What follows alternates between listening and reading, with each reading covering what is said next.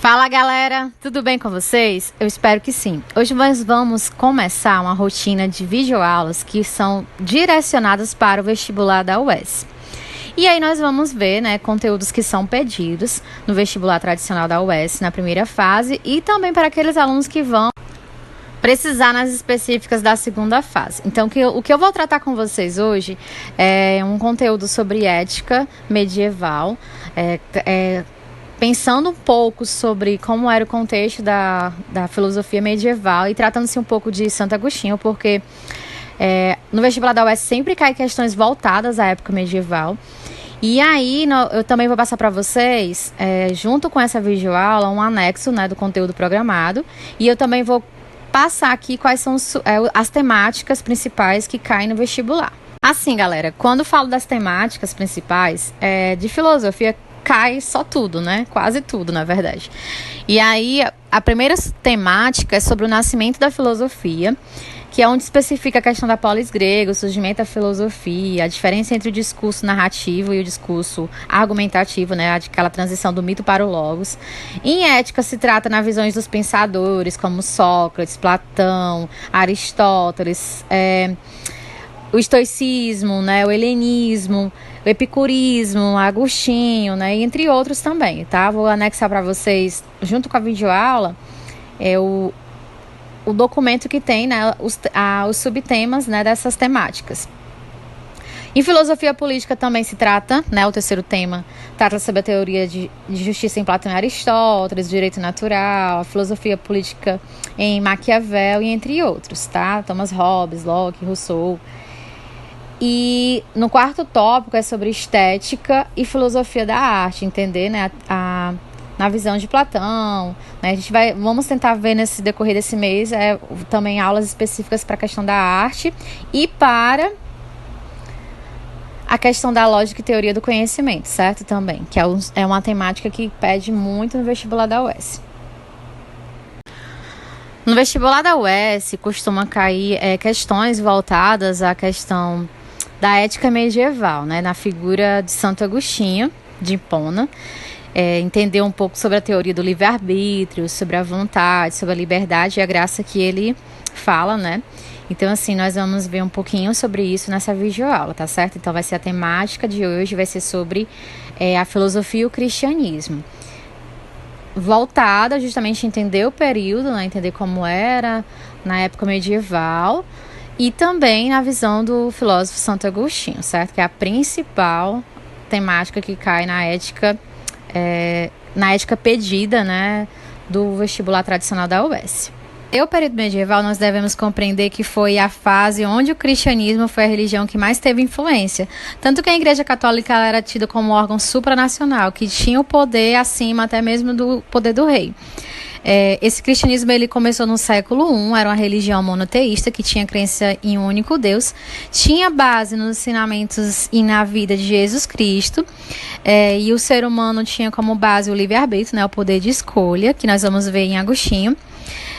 O cristianismo está difundido entre catolicismo e protestantismo, e temos como base o livro sagrado que é a Bíblia, que relata a história através do Antigo Testamento e o Novo Testamento que fala sobre a vida de Jesus. Então, assim, nesse período a filosofia ela se baseava na razão e o cristianismo era originado da palavra de Deus. Então, foi um momento de conciliar a razão em favor da fé. Meados do século V, com a queda do Império Romano do Ocidente, tivemos nesse período a invasão dos povos bárbaros, que eram povos que possuíam suas próprias religiões e ensinamentos e crenças, diferentemente do cristianismo. Então, a partir daí, os líderes dos povos bárbaros passaram a se submeter ao cristianismo. E nesse momento foi onde o clero da igreja, eles tiveram a visão racional, foi onde quando surgiu a primeira corrente filosófica, a chamada filosofia patrística, que tinha como base os princípios religiosos do catolicismo ser contrários às heresias presentes na época. A corrente filosófica patrística, ela foi tida como a primeira idealizadora da igreja, cristã né, dos fundamentos cristãos, da teologia cristã, e tinha como base o combate contra as heresias presentes no momento. Esses principais pensadores, né, do período, o nome recebeu esse nome de patrística devido aos chamados padres da igreja ou pais da igreja, que foram os primeiros teólogos, os primeiros padres que difundiram, né, os fundamentos da teologia cristã, transmitiram o pensamento cristão. E o principal representante dessa teoria foi Santo Agostinho. Quando nos referimos ao principal pensador Santo Agostinho, devemos entender que existe duas fases do processo de pensamento do Agostinho. Primeiro foi antes da conversão ao cristianismo, né, dele se converter ao cristianismo, e após ele ter se convertido. Primeiro, o Santo Agostinho ele passou por processo de pensamento, né? Como ele gostava muito de buscar pensamentos e tal, se levar pelas leituras, ele se deixou muito influenciar por Cícero, pela oratória de Cícero. E aí ele passou por processo de pensamentos também, que foi desde o maniqueísmo até o neoplatonismo. O Agostinho ele acreditava, né, que o mundo poderia ser governado por duas forças, né, que é uma corrente filosófica religiosa, né, que é o maniqueísmo, que existe esse dualismo entre o bem e o mal. Então ele partiu primeiramente dessa crença no maniqueísmo, depois ele foi cético em relação a algumas coisas, né? Ele se basou também na doutrina do ceticismo, que é uma doutrina que tem como base duvidar de tudo, não acreditar nas coisas. E aí, antes dele se converter ao cristianismo, ele começou a ler escritos do Platão, né, do filósofo grego, e teve como base o neoplatonismo da época, que é inspirada, né, na filosofia de Platão. Esses neoplatonistas, eles tinham como base esse dualismo entre a experiência do mundo sensível e do mundo intelectual. Então, os neoplatonistas acreditavam que o mal não tinha existência no mundo, que existia apenas a ausência do bem, certo? Então eles tinham também essa questão da difusão entre o dualismo das coisas. Então ele foi bem inspirado, tanto que a teoria que o Agostinho ele vai falar, mais na frente ele vai falar sobre a superioridade da alma relacionada ao bem e ao mal também. O que é interessante de Agostinho é que ele prega esse dualismo entre as coisas, essa divisão entre as coisas, né? Tanto que nas suas teorias ele gosta sempre de enfatizar essa divisão entre o bem e o mal. Então ele tem um pensamento em dizer, né, que o ser humano ele tem em sua essência uma inclinação para o mal, porque nós já nascemos como pecador devido ao pecado original. E um outro pensamento é que esse mal, quando nós temos essa inclinação para o mal seria a representação do distanciamento de Deus. Porque o ser humano ele deseja se aproximar de Deus e, consequentemente, se aproximar do bem. Mas, devido a essa divisão, devido a nos levarmos pelas coisas sensoriais, né, pela enfatização do pensamento de Platão, nós acabamos nos distanciando de Deus porque temos nos levado mais pelas coisas sensoriais, as sensações, né, as práticas do mal, e aí isso consequentemente nos afasta do intelecto, de Deus, do divino, do bem. Então, assim, a partir do momento que Santo Agostinho ele se converteu ao cristianismo, ele passou a conciliar o pensamento das doutrinas filosóficas que ele teve base com o que ele acreditava, com a religião, com a fé que ele tinha. E aí foi justamente o momento que ele começa a falar sobre teorias, né, como a superioridade da alma em relação à teoria de Platão, as boas obras e a graça divina, que tem em relação à visão que as pessoas tinham naquele momento em consequência, né, o que acontecia, mas também em relação à salvação, como era no período, a predestinação divina, a questão do livre-arbítrio, que é uma coisa que é tida no cristianismo, a liberdade humana, né, no momento que nós somos livres, e essa fusão, né, justamente a junção de pensamento filosófico com religioso. Então, assim, primeiramente, o Agostinho, ele teve como base o pensamento de um filósofo grego que foi Platão. O Platão ele é responsável pela teoria do mundo das ideias. Essa teoria das ideias de Platão teve como uma grande influência para o pensamento de Agostinho, né, que era justamente um dualismo entre o mundo sensível e o mundo inteligível. Quando eu falo em mundo sensível, eu vou falar sobre o mundo que corresponde ao corpo, à matéria, que é justamente as coisas pela qual nós percebemos, ou seja, que são as sensações, quando você toca algo, quando você sente algo, quando você experimenta algo, né, em relação também às paixões, o que você está sentindo, raiva, amor, ódio, etc, né? E as emoções também, né? Felicidade, tristeza. Então, assim, esse mundo sensível é, digamos, um mundo que nos leva a uma coisa transitória, uma coisa que é aparente, uma coisa que é ilusória, segundo o pensamento de Platão. Então, para ele, né, conciliando, Agostinho diria que o mundo sensível seria levado às práticas do mal, né? E o mundo inteligível seria correspondente às ideias, que são sempre as mesmas. Ou seja, essas ideias são algo que é eterno, algo que é fundamental, algo que nos leva ao bem, algo que nos leva ao divino, né? Então ele faz essa consonância. E é assim um exemplo bem prático, né?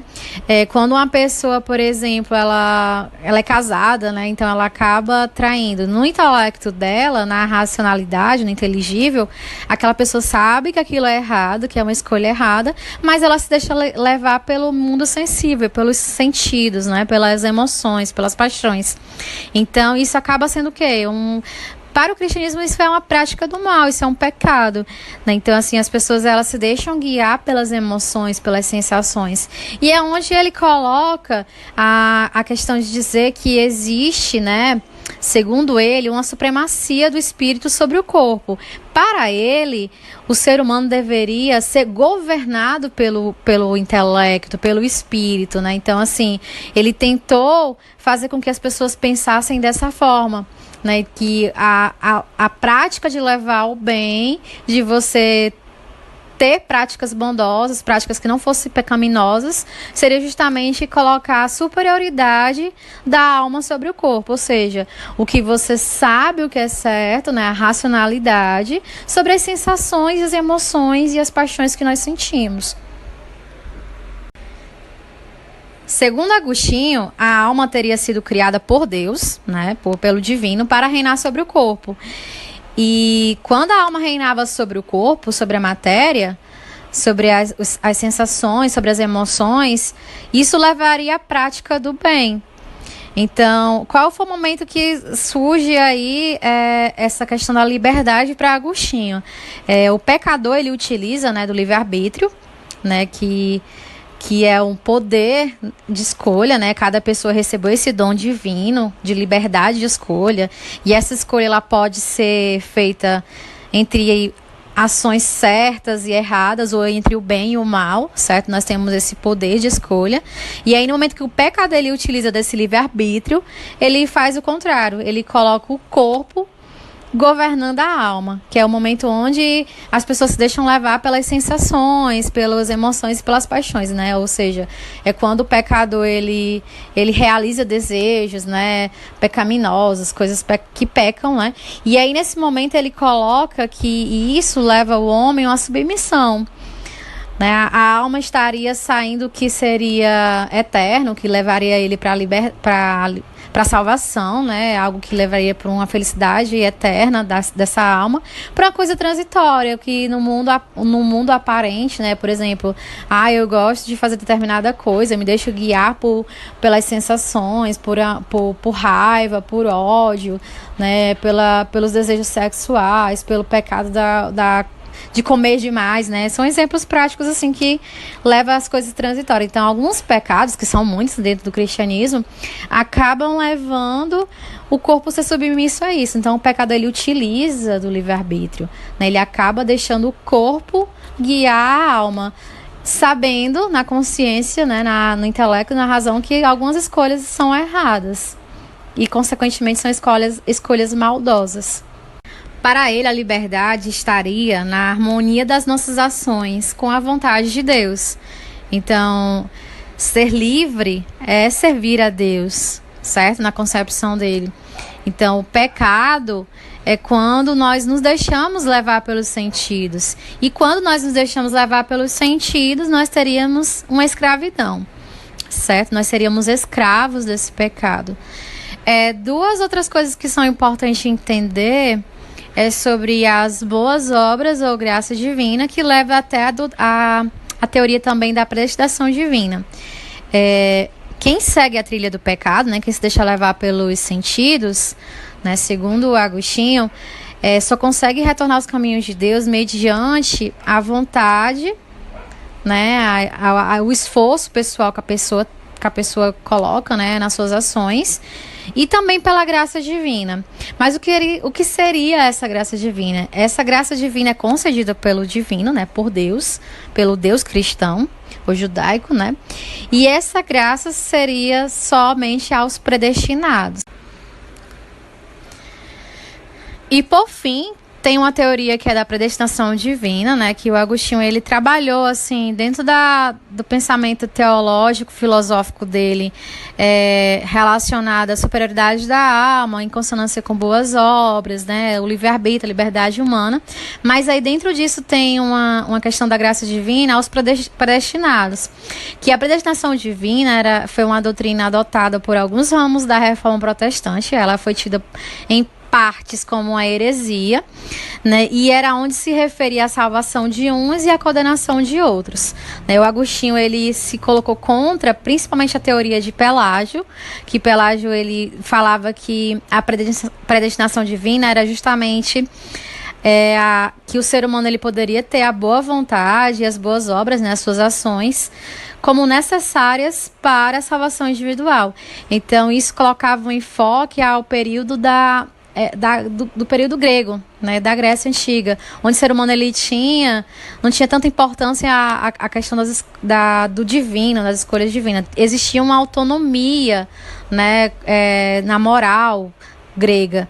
Então ele coloca contrário a isso porque ele tentava colocar um acordo, uma fusão entre a filosofia e a religião. Então todos os preceitos filosóficos, todas as doutrinas filosóficas, eles tinham que estar relacionados, tinham que ter como base, como importante e como influência mesmo a fé. E tanto que a teoria dele sempre relacionou, né, os preceitos filosóficos aos preceitos religiosos. Ele colocou a filosofia em favor, em razão da fé.